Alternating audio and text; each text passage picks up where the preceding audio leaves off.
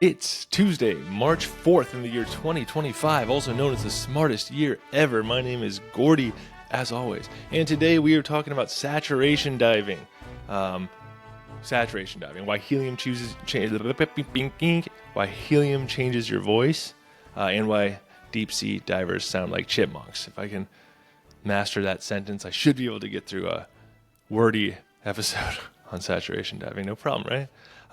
This is a topic I got really obsessed with for some reason. I watched like a documentary or a couple documentaries and then just kept going and reading about saturation diving and just kind of this weird, isolative, crazy world.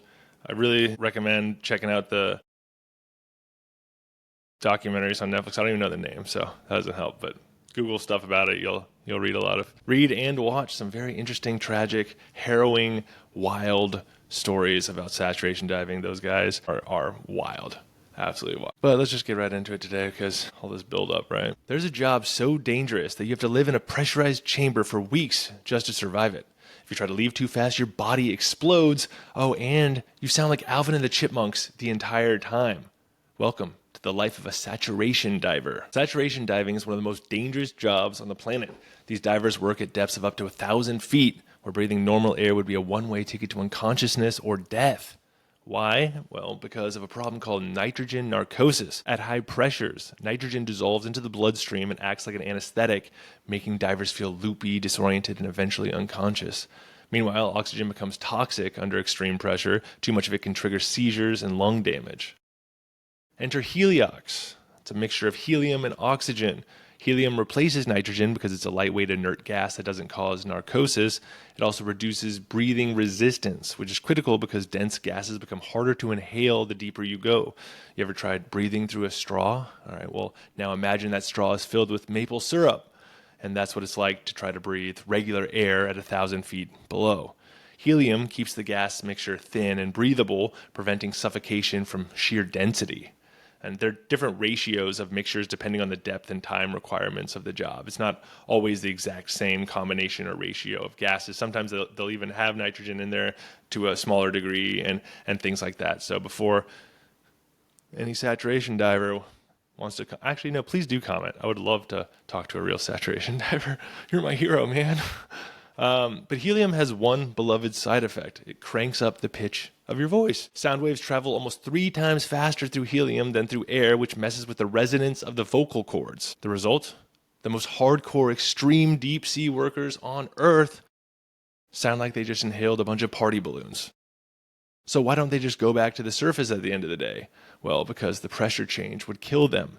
Instead, they live in these pressurized chambers for weeks, keeping their bodies adjusted to the crushing depths. And there are saturation divers that do come back to the surface, but it's not like our surface. They don't come back to like our world. They basically just live at the surface in a pressurized metal tube inside the ship. It's super claustrophobic.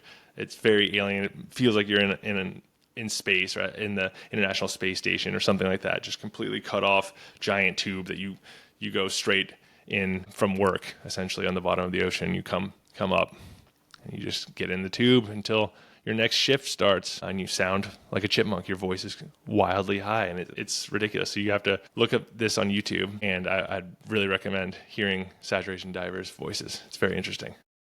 But when the job is done, when there's these usually weeks-long job project is done, they undergo a slow, days-long decompression process to avoid their blood fizzing like a shaken soda can, aka decompression sickness. Like opening a warm bottle of soda too fast, kind of, bubbles form where you don't want them, and instead of just a mess, it's in your bloodstream, and that can kill you, which would probably be a mess also. So I guess it is a mess, yes. But so there you have it. Saturation divers put their bodies through one of the harshest environments on Earth, risking their lives for weeks on end, all the while sounding like helium-huffing prank callers.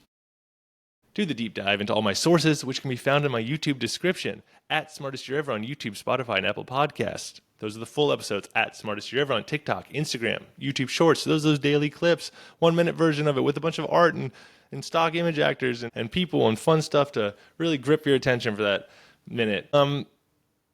Hey, stay curious, stay clever on our quest to become the world's greatest conversationalists. I will see you tomorrow in the smartest year ever. Like, rate, subscribe, share, all that stuff too, in case I didn't say that.